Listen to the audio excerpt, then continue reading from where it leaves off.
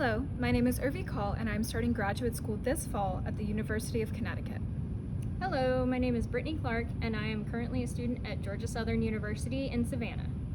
From May 19th to July 12th, 2021, we participated in the National Science Foundation Research Experiences for Undergraduates program hosted by the University of South Alabama with directors Dr. Leslie Gregorica and Dr. Jamie Ollinger.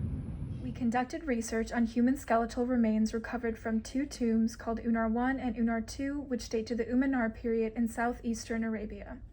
The Umanar period occurred during the second part of the early Bronze Age from approximately 2700 to 2000 BCE.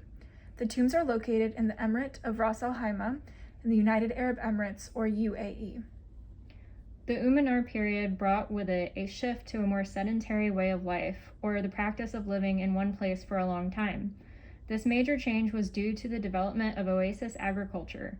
During this period, there was heavy reliance on cereal crops and date palms. Marine resources, herding animals like goats and cattle, and hunting were also used to supplement agriculture. The Umanar culture extended throughout the UAE and northern Oman.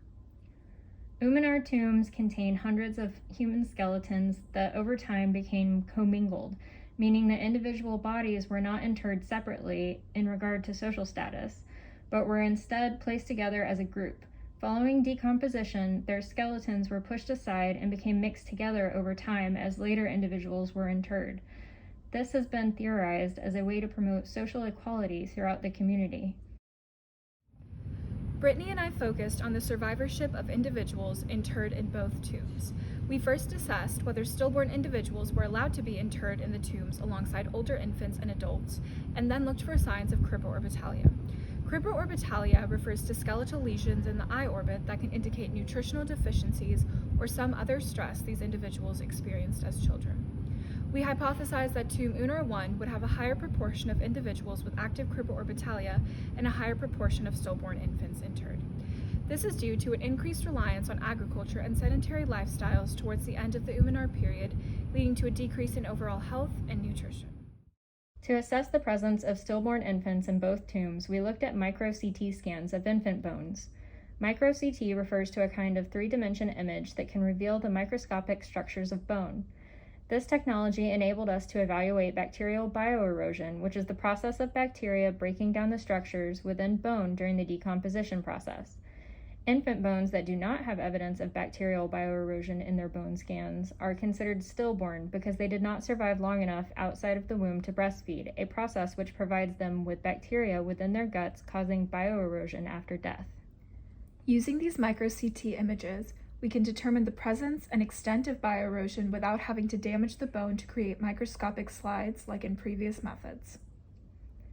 We assess levels of bioerosion using a method known as the Oxford Histological Index. This method provides a score for bioerosion ranging from 0 to 5, with a score of 0 being the most heavily bioeroded and a score of 5 associated with a lack of bioerosion. Individuals identified as having a score of 5 were classified as stillborn. Out of the 22 humeri, or upper arm bones, that were scanned, we found numerous infants that appeared to be stillborn from both Unar I and Unar II. This indicates that stillborn infants were permitted access to Umanar tombs and were not segregated in some other burial space.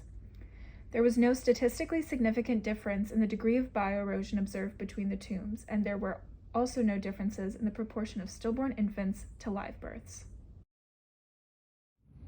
The second aspect of our project involved looking at cribra orbitalia in individuals from both tombs. We expected to find a greater proportion of individuals with active cribra orbitalia in tomb Unar I compared to Unar II. We created a method for assessing the amount of eye orbit present due to the high levels of fragmentation in these skeletal collections. The method involved creating zones on a model with complete orbits and then scoring these zones as present or absent. Using the zones, we were able to calculate the percentage of the orbit present and annotate exactly which area of the orbit where lesions occurred. Once we scored what percentage of the orbit was present, we then assessed if cribra orbitalia was present or absent.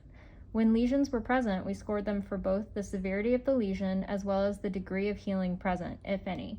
By looking at severity and healing, we can begin to understand patterns of health and morbidity within this sample population. We scored severity on a scale of 0 to 4 and scored healing on a scale of 1 to 4. A severity score of 0 meant there was no cribra orbitalia present, while a score of 4 meant cribra orbitalia was severe. A healing score of 1 indicated no healing had occurred, while a score of 4 indicated the lesion was almost completely healed. We found similar rates of presence and absence between tombs UNAR 1 and 2. Additionally, while there were no statistically significant differences in the measure of severity between the tombs, we did find a significant difference in the degree of healing when comparing left orbits from both tombs. Overall, we concluded that our hypotheses were not supported. Based on our evaluation of both cribra orbitalia and bacterial bioerosion, we can infer that there were no significant changes in health or fertility rates between the periods that these tombs were in use. This suggests that despite the intensification of agriculture and an increasingly arid climate in the region, the local inhabitants of this area were able to successfully adapt to their changing surroundings in a way that did not negatively affect their health.